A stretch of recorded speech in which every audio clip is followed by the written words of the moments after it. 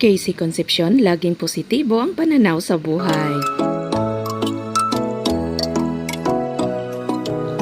Kahanga-hanga ang pagiging positibo at ang pagiging matatag ng dalagang aktres sa kabila ng katotohanan na mag-isa lang ito sa kanyang buhay. Kahit na siguro hindi na mag-asawa si Casey Concepcion, ay mabubuhay na ng marangya ang dalagang aktres. Hindi kailangan ng isang asawa para magiging masaya ang isang Casey Concepcion. Kung hindi man ito maibibigay sa kanya ngayon, paniguradong sa hinaharap ay magkakaroon din ito ng lalaking makakasama niya sa buhay.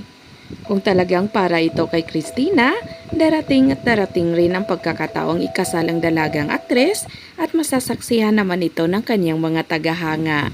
Kabilang si Casey Concepcion sa mga artista na marami nang naipundar kaya hindi na ito matatakot pa na tumandang mag-isa. Ang importante lang ngayon mga ka-showbiz talkies, anumang piliing landas ni Casey Concepcion ay masaya ito at laging nag-i-enjoy.